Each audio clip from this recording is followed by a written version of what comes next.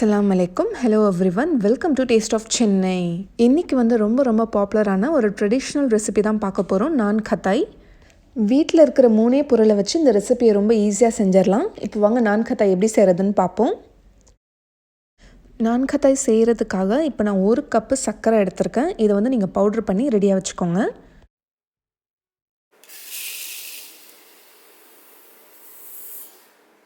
இது மெஷர் பண்ணுறதுக்கு நீங்கள் வீட்டில் இருக்கிற எந்த கப் வேணாலும் யூஸ் பண்ணிக்கலாம். நீங்கள் எந்த கப்பால் சுகர் மெஷர் பண்ணுறீங்களோ அதே 1 கப்பால் நான் வந்துட்டு நெய் எடுத்துக்கிறேன். ஸோ 1 கப்பு சர்க்கரை 1 கப் நெய் எடுத்திருக்கேன். நெய் வந்து ரூம் டெம்பரேச்சரில் தான் இருக்கணும். இது நீங்கள் மெல்ட்லாம் பண்ண வேணாம். இப்போ இது ஒரு 5 மினிட்ஸ்க்கு நான் இதை நல்லா பிளெண்ட் பண்ண போகிறேன். நீங்கள் வந்து ஒரு விஸ்க் யூஸ் பண்ணி கூட இதை நல்லா மிக்ஸ் பண்ணிக்கலாம். இது கொஞ்சம் நல்லா ஃப்ளஃபி ஆகிற வரைக்கும் நல்லா மிக்ஸ் பண்ணிக்கலாம். இப்போ அடுத்த ஸ்டெப் வந்து நம்ம எடுத்து வச்சுருக்க அந்த பவுட்ரு பண்ண சுகரையும் இதில் சேர்த்துடலாம். இப்போ திரும்ப அது ஒரு 5 மினிட்ஸ்க்கு நல்லா பிளெண்ட் பண்ணிக்கோங்க. இது நல்லா க்ரீமி டெக்ஸ்சர் ஆகிற வரைக்கும் நல்லா மிக்ஸ் பண்ணிகிட்டே இருக்கணும். இந்த அளவுக்கு க்ரீமி ஆகிற வரைக்கும் இதை நல்லா நீங்கள் மிக்ஸ் பண்ணிடுங்க. இதோட டெக்ஸ்சர் பார்த்திங்கன்னா நம்ம கேக்லாம் க்ரீம் ரெடி பண்ணுவோம் இல்லையா, பட்டர் க்ரீம் ஃப்ராஸ்டிங் அந்த மாதிரி இருக்கணும். இந்த அளவுக்கு நல்லா திக்காக இருக்கணும். இப்போ அடுத்த ஸ்டெப் வந்து நான் 2 கப் அளவுக்கு மைதா மாவு எடுத்திருக்கேன். இப்போ அதை சேர்த்துக்க போகிறேன். இதிலே ஒரு பின் சால்ட்டும் சேர்த்துக்கோங்க. நீங்கள் எந்த கப்பால் நெய்யும் சர்க்கரையும் மெஷர் பண்ணிங்களோ அதே கப்பால் தான் இந்த மாவு மெஷர் பண்ணிக்கணும். இப்போ இதோட நல்லா மிக்ஸ் பண்ணிக்கோங்க. இந்த ரெசிபிக்கு வந்து மெஷர்மெண்ட்ஸ் ரொம்ப முக்கியம். ஸோ கரெக்டாக ஃபாலோ பண்ணிக்கோங்க. அப்போ தான் வந்து பர்ஃபெக்டாக வரும். ஏதாச்சும் ஒரு இன்க்ரீடியன்ட் அதிகமானாலும் கம்மியானாலும் இந்த ரெசிபி வந்து சரியாக வராது. இது நல்லா மிக்ஸ் பண்ணதுக்கப்புறமா இது ஒரு 1 ஹவருக்கு நம்ம ஃப்ரிட்ஜில் எடுத்து வச்சிடலாம். அப்போ தான் உங்களுக்கு நல்லா வந்து ஸ்டிஃபாக இருக்கும். இல்லைனா நம்மளுக்கு வந்துட்டு அந்த ஷேப் பிடிக்கிறதுக்கு வராது.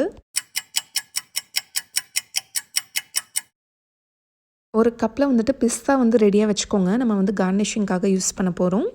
இப்போது கொஞ்சமாக மாவு எடுத்து ரவுண்ட் ஷேப்பில் தட்டிக்கோங்க.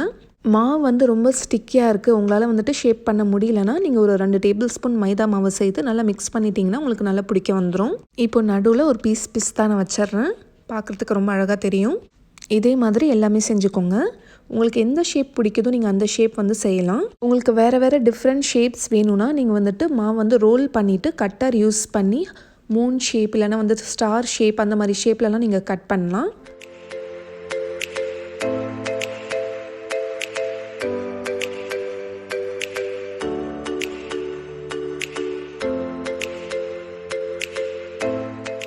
எனக்கு ஒரு 24 பீசஸ் கிட்ட கிடச்சிருக்கு. இப்போ அவனை 10 மினிட்ஸ் ப்ரீ ஹீட் பண்ணிவிட்டு 150 டிகிரியில் ஒரு 10 மினிட்ஸ்க்கு வைங்க.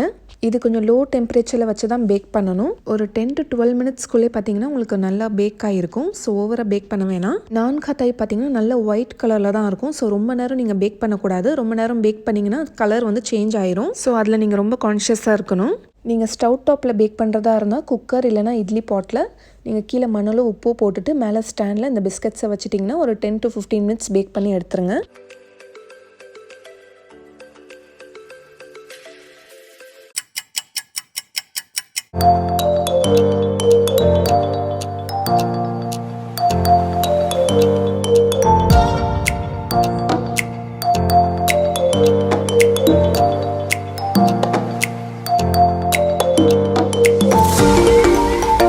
இப்போ நம்ம நான்கதாய் சூப்பராக பேக்காய் ரெடி ஆயிடுச்சு. இப்போ இது கம்ப்ளீட்டாக ஆற விடுங்க. நல்லா ஆறுனதுக்கப்புறமா நீங்கள் டேஸ்ட் பண்ணி பார்க்கலாம். இதோட பேக் சைடில் பார்த்தீங்கன்னா இந்த மாதிரி லைட் கோல்டன் ப்ரௌன் கலரில் இருக்கணும். இதோட அவுட்டர் லேயர் பார்த்திங்கன்னா நல்லா கிறிஸ்பியாகவும் உள்ளே நல்லா சாஃப்டாக இருக்கும். வாயில் போட்டிங்கன்னா அப்படியே மெல்ட் ஆயிரும். அந்தளவுக்கு ரொம்ப டேஸ்டியாக இருக்கும். இது கண்டிப்பாக நீங்களும் ட்ரை பண்ணிவிட்டு எப்படி வந்துச்சுன்னு சொல்லி எனக்கு ஃபீட்பேக் சொல்லுங்கள். இனி நான்கதாய் வந்துட்டு வெளியில் வாங்கணும்னு சொல்லிட்டு அவசியமே இல்லை. நம்ம வீட்டில் இருக்க பொருளை வச்சு நம்ம ரொம்ப ஈஸியாக ரெடி பண்ணிடலாம். இந்த மாதிரி ஒரு நல்ல ஒரு ஏர்டைட் கண்டெய்னரில் ஸ்டோர் பண்ணி வச்சுக்கோங்க. இது 1 மாதம் ஆனாலுமே கெட்டு போகாது. இந்த ஸ்டோரேஜ் கண்டெய்னரை வந்து நான் ஐக்கியாவில் வாங்கினது தான். இது வந்து 7 கிராம்ஸ் அந்த மாதிரி தான். நம்ம ஊர் கரன்சிக்கு 140 ருபீஸ் கிட்ட வரும். ஸோ இது நல்ல ஒரு ப்ரைஸ் தான். இது ஐக்கியா கிச்சன் ஷாப்பிங் வீடியோ வந்துட்டு நான் லாஸ்ட் வீடியோவில் வந்து காமிச்சிருக்கேன். பார்க்காதவங்க நான் லிங்க் கொடுக்குறேன், செக் பண்ணி பார்த்துக்கோங்க. இது வந்து ஃப்ரிட்ஜில் கூட ஸ்டோர் பண்ணி வைக்கணுன்ட்டு இல்லை, நீங்கள் வெளியிலே வச்சுக்கலாம், நல்லா தான் இருக்கும். வெளிநாட்டு போகிறவங்களுக்குலாம் வந்துட்டு இது கொடுத்து விடலாம். ஏன்னா இது ரொம்ப நாளுக்கு கெட்டு போகாமல் இருக்கும். இந்த ரெசிபி உங்களுக்கு பிடிச்சிருந்துச்சுன்னா யூஸ்ஃபுல்லாக இருக்குன்னு நினச்சிங்கன்னா உங்கள் தெரிஞ்சவங்க எல்லாருக்குமே ஷேர் பண்ணிக்கோங்க. இப்போவே இந்த ரெசிபியை ட்ரை பண்ணி பாருங்கள். ட்ரை பண்ணிவிட்டு ஃபோட்டோஸை மறக்காமல் எங்களோட இமெயில் ஐடி அப்படி இல்லைனா எங்களோட இன்ஸ்டாகிராம் பேஜ்க்கு சென்ட் பண்ணி வைங்க. இதே மாதிரி நல்ல ரெசிபிஸ் நீங்கள் எப்பயுமே மிஸ் பண்ணாமல் பார்த்துட்டே இருக்கணும்னா நம்ம சேனல் டேஸ்ட் ஆஃப் சென்னையை மறக்காமல் சப்ஸ்கிரைப் பண்ணுங்கள். நாளைக்கு வேறொரு இன்ட்ரெஸ்டிங்கான வீடியோவில் சந்திக்கிறேன். தேங்க்யூ ஸோ மச் ஃபார் வாட்சிங்.